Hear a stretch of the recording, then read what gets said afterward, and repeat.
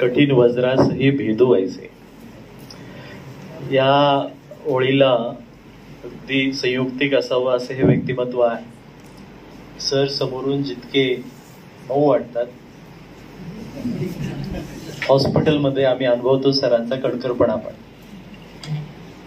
म्हणजे संपूर्ण व्यक्तिमत्व त्यांचं जर तुम्ही आताच पाहिलेलं आहे, ते कसे घडले, कसे वाढले आणि इथवर आले आणि पुढचं काय. हॉस्पिटलमध्ये सरांनी काही प्रसंग सांगले, अनेक प्रसंग येतात. विशेषतः ऑर्थोपेडिक ओपीडी मध्ये आम्हाला दैनंदिन याच्यामध्ये बऱ्याचशा म्हणजे अशा आव्हानाला सामोरे जावं लागतं. त्याचं कारण असं आहे की 200-250 पेक्षा जास्त पेशंट म्हणजे ऑर्थोपेडिक विभागाला येत आहे. म्हणजे आमच्या सर्व क्लिनिकल विभागामध्ये जर सर्वात जास्त ओपीडी जर कोणाला असेल, कुठल्या विभागाची असेल, तर ती सरांच्या नेतृत्वामध्ये वाढलेल्या ऑर्थोपेडिक ओपीडीला.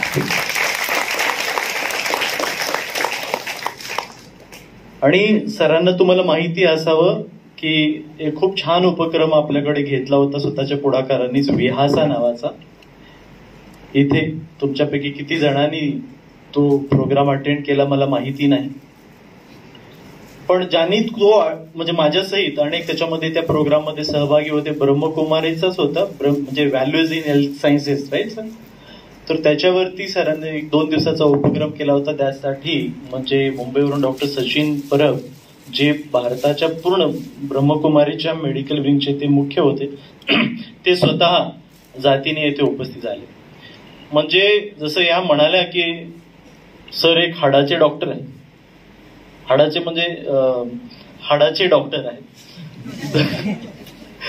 म्हणजे लहानपणी सरांनी ते पाहिलेलं आहे की आईनं त्यांच्यावर बिंबवलं, त्यांचे वडील काहीतरी लस द्यायचे, तिथून मग आईनं सांगितलं, मग त्यांना ते आवडलं, भाऊ विहिरीत पडले आणि त्यामुळे हाडाचे डॉक्टर व्हावे वाटले. आणि सरांनी म्हणजे वैद्यकीय प्रवासासोबतच म्हणजे स्पिरिच्युअल मेडिसिन आणि एक सर्वांगीण व्यक्तिमत्व काय असतं हे करायचं. सर म्हणजे सर त्याचं सर्वांचा एक संगम आहे. आम्हाला सुद्धा आज पहिल्यांदाच कळलं की सर म्हणजे बीजे मेडिकल कॉलेजचे ऑलराऊंडर व्यक्तिमत्व होते आणि सर क्रिकेटचे एक ऑलराऊंडर म्हणून सरांना ते पारितोषिक मिळालेलं आहे. हा व्यक्तिमत्व मला माहिती नाही. सरांनी विनंती केली सरांना की स्पोर्ट्स मेडिसिन सुरू करावं आणि स्पिरिच्युअल मेडिसिन पण रिसर्च पण करावं. सर ते बोलतीलच, पण मला असं वाटतं की प्राध्यापकासाठी आता काही क्रिकेटच्या मॅचेस पण असं आयोजित करावं आणि म्हणजे सरांचे ते कौशल्य पाहायला मिळावं अशी आमची देखील इच्छा आहे. आणि ब्रह्मकुमारी म्हणजे मला आधी असं वाटायचं की सर ब्रह्मकुमारी म्हणजे ते ब्रह्मचर्य असं वगैरे, पण लग्नानंतरही ब्रह्मकुमारीचे फॉलोअर होता येतं.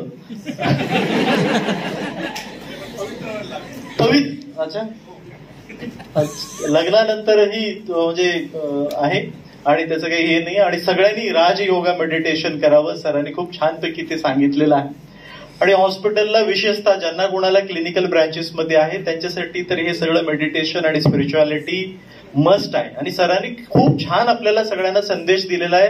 आणि मला वाटतं 1 महिन्याला एक तरी इन्सिडन्स आपल्या संस्थेतही घडत असतो. बाकी कदाचित बाहेरच्या वैद्यकीय महाविद्यालयामध्ये आठवड्यालाही घडत असावा, पण आपल्याकडे काहीतरी एक दुर्दैवी घटना काहीतरी घडते. विशेषतः म्हणजे व्यसनाशी संदर्भात काहीतरी घटना घडलेली आम्हाला आढळतेच. म्हणजे सरांकडे काहीतरी तक्रार येते, मग काही जण आमच्यापैकी काही जण त्याच्यामध्ये सर इन्व्हॉल्व्ह करतात आणि तो सॉल्व्ह होतो.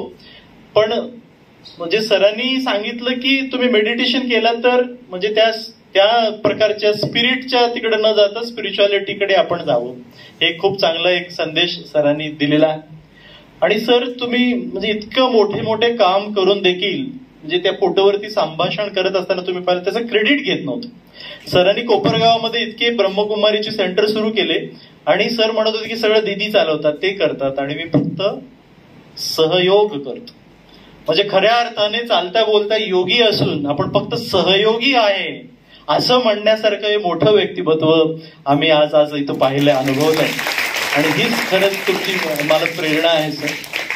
आणि राहिलं सरांच्या क्लिनिकल स्किल्स विषयी, आमचे बरेचसे ऑर्थोपेडिकचे डॉक्टर ज्या ऑपरेशनला ना 3 तास तरी लावतात, आम्ही पाहिलो सर असे सहज जातात ऑपरेशन थिएटरमध्ये आणि असं जाऊन जस्ट क्लोज रिडक्शन करतात आणि 10 मिनिटामध्ये ते ऑपरेशन करतात. इतकं कौशल्य ऑर्थोपेडिक याचं आहे. तर मी म्हणेन सर्वांना विनंती करेन की टाळ्याच्या गजरामध्ये सरांच्या या सर्जिकल स्किलला सलाम केला पाहिजे, कारण आम्ही जवळून पाहिलेला. इतक्या फटाफट क्लोज रिडक्शन मध्ये सर केसेस संपून टाकतात. सर असे गेले की असे परत येतात आणि झाले 3 केसेस. इतकं कौशल्य सरांकडून आहे. त्यामुळे फक्त ते कटिंगवालं नाही आहे, तर हे असे वेगळ्या प्रकारची सर्जरी आणि अशा पद्धतीनं कसं करता येतं हे सरांनी दाखवलं. आणि बरेचदा तुम्ही पाहत होतो की सरांचं असं म्हणत होतं, आता आपण छोट्या छोट्या प्रॉब्लेम मध्ये किती आपल्याला सांगतो, आम्हाला हे प्रॉब्लेम आहे, ते प्रॉब्लेम आहे, ह्या अडचणी त्या अडचणी, आई वडील बरोबर नाहीत, शिक्षण बरोबर नाहीत, परिस्थिती बरोबर नाही, सगळं जगाचं बरोबर, सगळं.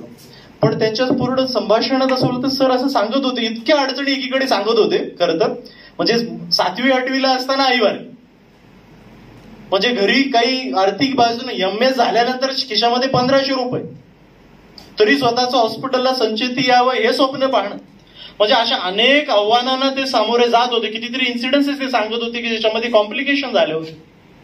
पण तरी सर असं सांगत होते यांना उत्तर देताना की नाही, सगळं व्यवस्थितच घडत गेलं, मनासारखंच घडत गेलं, त्यामुळे मला असं कधी वाटलंच नाही हिंमत हारल्यासारखं. तर असं हे दुर्दम्य इच्छाशक्ती, धैर्य असलेले व्यक्ती म्हणजे सरळ समोर संपलसे वाटतात आपल्याला, जे असं दिखाऊबाजी नाही, काही नाही, पण त्याच्या मागे इतकं कणखर व्यक्तिमत्व, इतकं म्हणजे सुदृढ व्यक्तिमत्व असू शकतं ह्याची कल्पना आपल्याला येत नाही. त्याच्यामुळे हे दुसरी जी बाजू आहे आपण हे शिकलं पाहिजे आणि खूप दुर्मिळ आहे. आणि आता तुम्ही जर बघत असाल, मला असं वाटतंय की 95% व्यक्ती हे तणावातच आहे. कमीत कमी 95 सांगतो मी, 95% काही